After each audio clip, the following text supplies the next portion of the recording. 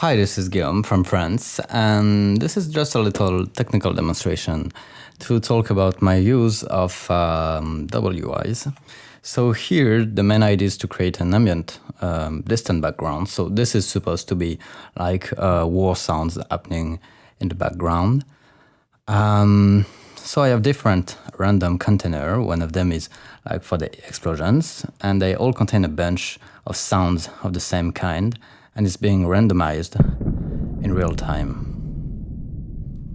So those are explosions with a delay of 5 seconds between each sound. Machine guns, rifle, those are a few rumbles, shots, and artillery with a much higher delay because it's supposed to happen less often than the other sounds. Okay, so I also have a blend track, which is weather tracks, and this is being used for basically adding weather. So I have two sounds, as you noticed, sound from the rain from the inside and the outside. So here I'm gonna use the sound on the outside, which has more treble. I'm gonna apply a high pass filter, which is calculated in real time. Okay, so this is my weather track, and I also have a state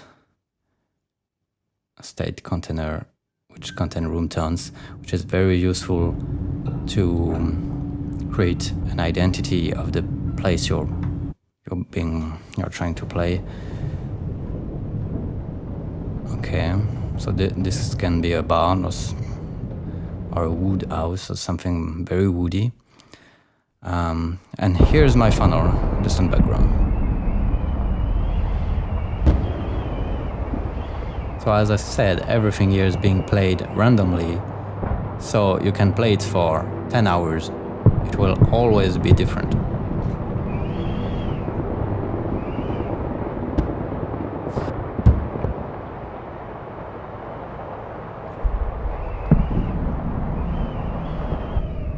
Okay, so now I'm gonna talk about the creation of the sound themselves. So the first thing, we were talking about the room tone to identify the place you're playing. So this is the wood ambience, which is basically a layer of different sounds of different frequencies and different dynamics. So those are reflection of the wood in a silent room. That's why I cut the treble, the high frequencies. And the first track is like winds to give some more climate, I think. It's, as I said, it's always better to create a bit more and see what's really happening and to remove them than being stuck with a single ambience. So I'd like to work as layers. I think it's good when it's happening like this.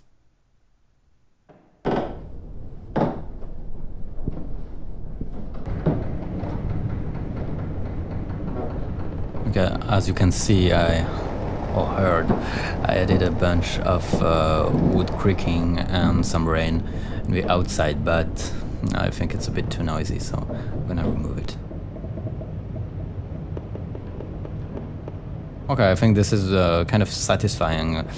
Then you have to put it in the game and do the integration and see how it goes, because maybe it's not going as well with some other sounds. But this is a good start, I think, for an ambience. Okay, so here I have different ambience, which is a room tone from a basement. This is very interesting because I have two different room tone for basement. And with the same picture, the same place in the game, you can have two different basement in terms of sound, which is very interesting in terms of sound design because you can change the aspect and the atmosphere without changing the lights or the graphical elements. And this is a good point for the game quality. That depends on what you want to achieve. This is a different basement tone.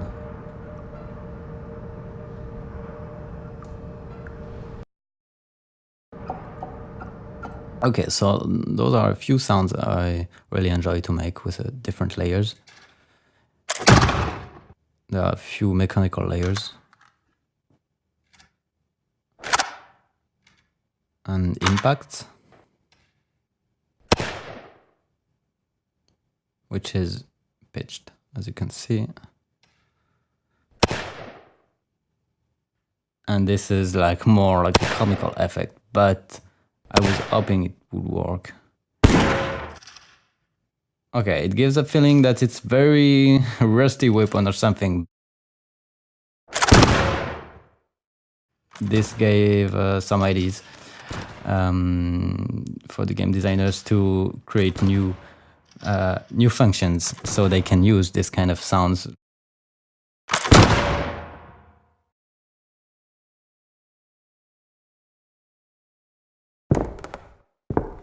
Okay, so those are some wood steps. I recorded here with a wood plank with 2 octave microphone, if I remember.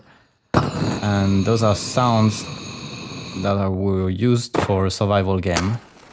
But,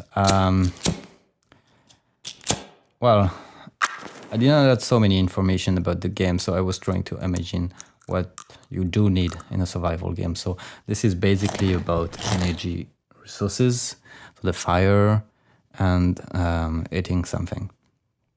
I also had to make a few loops, like scavenging loops or repairing loops. Maybe if you played Don't Starve or this kind of games, well, this is basically a 5-second sound that can repeat itself and that can, how to say, rationally describe the process the character is trying to achieve. So this is about scavenging things, like in the ruins or in rocks or something. So I have 3 different examples. So here's my scavenging sound made out of 3 layers of different sound. Okay, I'm gonna play it as a loop.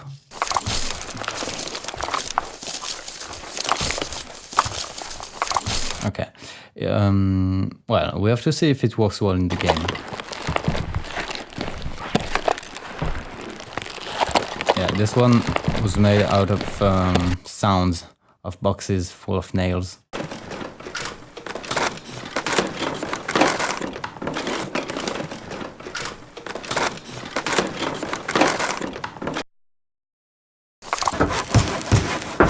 Okay, this is a heavy repairing sound. This is light repairing. And this is a sound to craft clothes. With some noise of scissors and clothes ripping. Here it's all about crafting tools, but I'm not that satisfied with this one. I think it has to be redone. Okay, next I have another bunch of sounds, which is being used as a EMP sounds, but this is a bit peculiar because I've been using this analog delay effect on this one. Okay, so as you can see, I'm using the delay. The more I'm reducing the delay,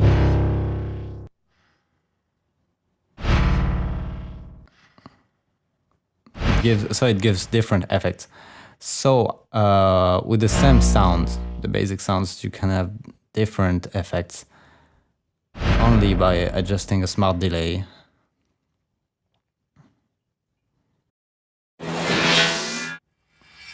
Okay, this is supposed to be the sounds of the tower firing or something. As well, when the unit is receiving the EMP, it gets shut down, and then you have to touch the screen so the unit can be activated again, can be enabled. So here are sounds that are high-pitched. There are some greasy sounds made out of a vinyl, and those are sounds with a little reverb, so it gives futurist climate.